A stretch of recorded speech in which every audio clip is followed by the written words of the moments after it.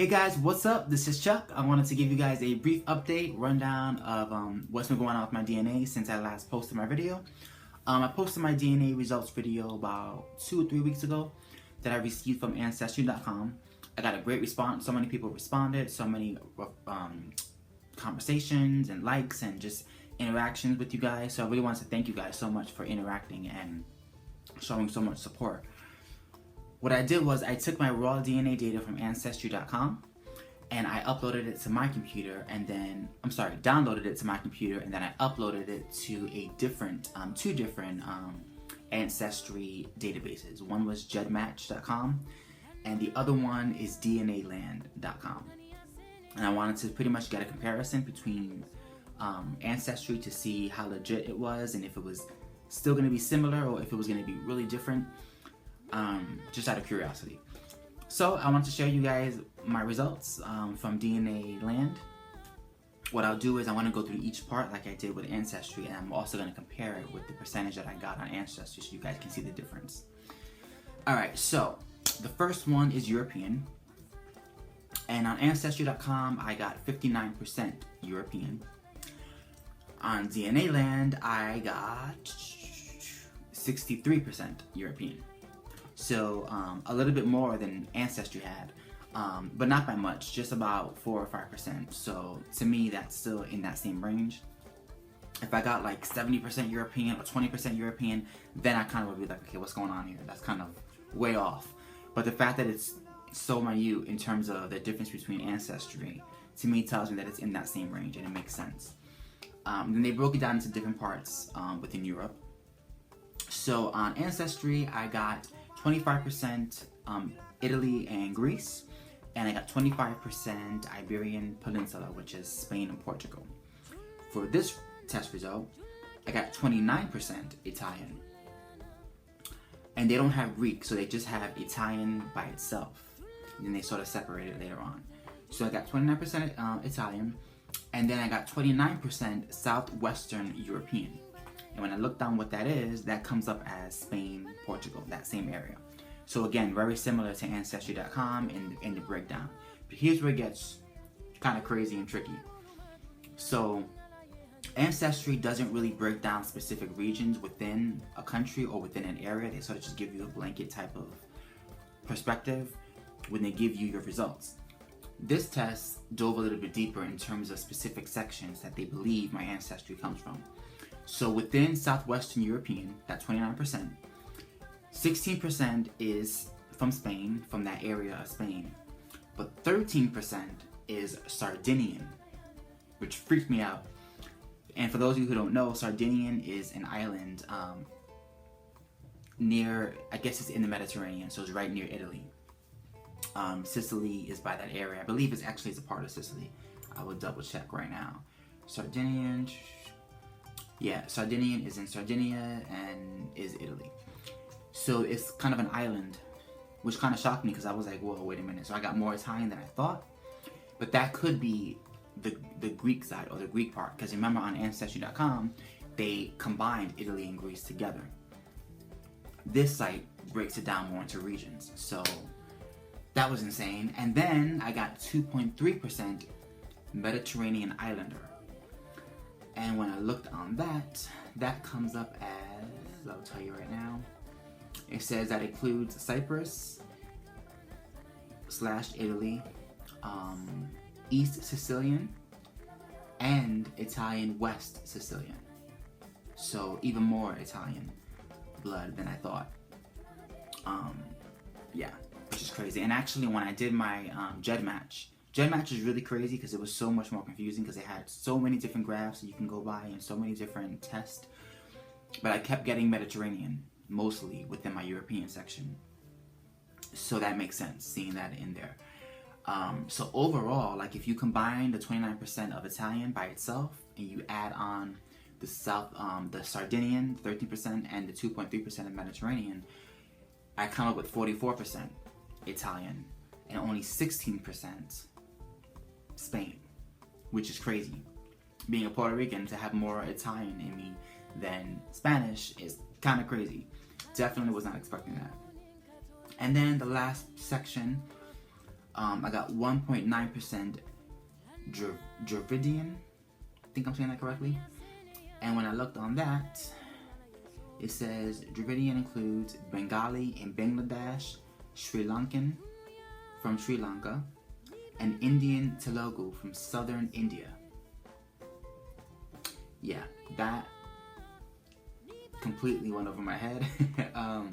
That didn't show up on Ancestry. I didn't have any Southern Asian on my Ancestry, or any Indian.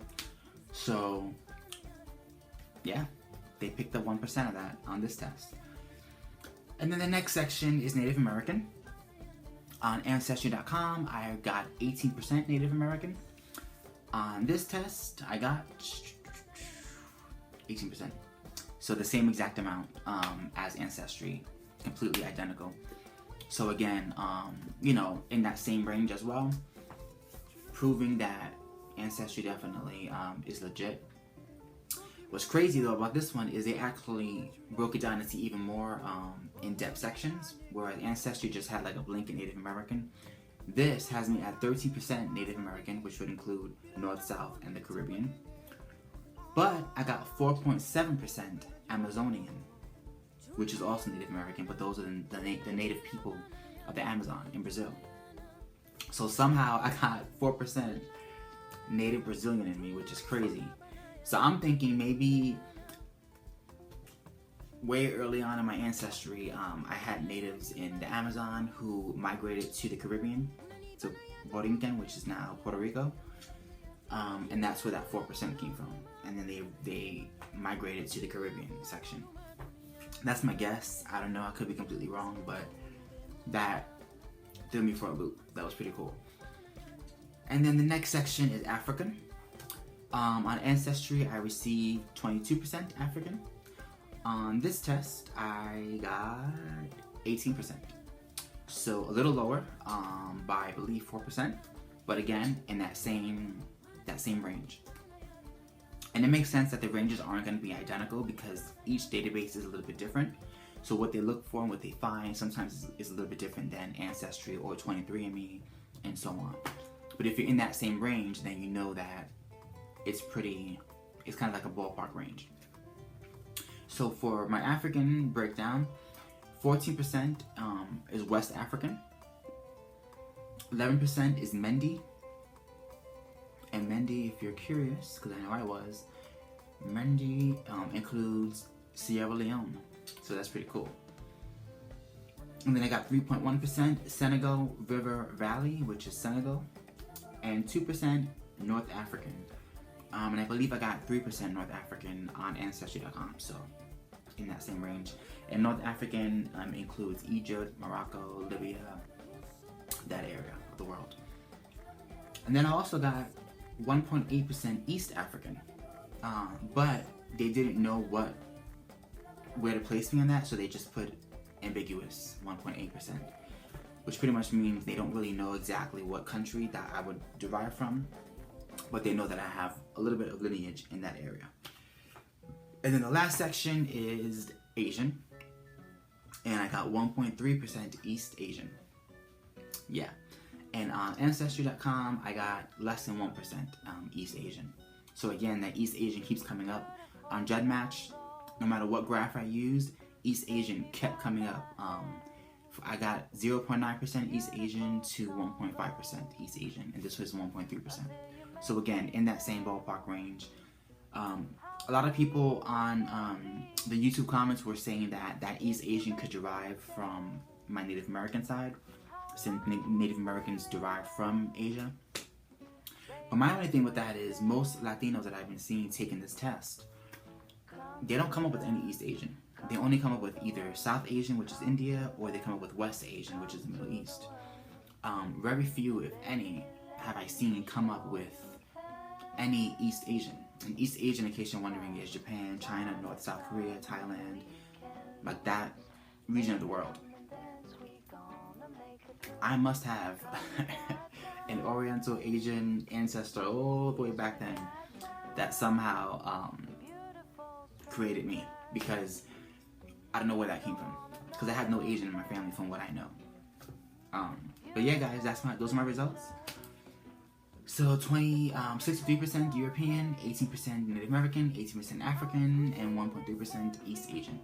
And what's pretty cool about this is that I'm not biracial, I'm not triracial, I am quad racial, which is pretty awesome if you think about it, because most people don't have every single race within them, but I do. I have every single race. On Ancestry.com, on DnaLand, and on Gedmatch, it comes up all 4 races make up my genetic makeup. So that's pretty darn cool. Awesome. I wanted to give you guys an update as well on some other information regarding ancestry. So my sister, I convinced my sister to take the test, my older sister. So she took the test and she mailed out her DNA last week. And I also convinced my parents, my mom and my dad, to take a DNA test as well. So they took their test on Saturday and my mom mailed it out this morning. So I'm super excited about that. My sister put a video out regarding her predictions. If you want to see that, you can click right here, or go to my description and you'll see the link in there. And then my parents, my dad is really shy, so he may not want to do a reveal video, but my mom, I think, may be more willing to do it. So when she gets her results, I'm gonna do a video with her, and we'll do her results, and we'll also compare between my results. And then if my dad doesn't do it, what I'll do is I'll just verbally do his results separately, so you guys can also see what his genetic makeup is that made me. So really excited about that. I also want to get my grandmother, my mom's mother, to do it as well, because I figure if I have 18% Native American, she probably has way more than me. So I would love to know what her genetic makeup is, because she's even, you know, higher on the ancestry lineage. So I'm excited. Hopefully you guys are excited as well. Let me know if you guys have taken the test, any DNA test. Let me know if you've taken it. If so, put your results down below. If you have a video, you can link your video as well. I would love to see it and check it out. And until next time, peace.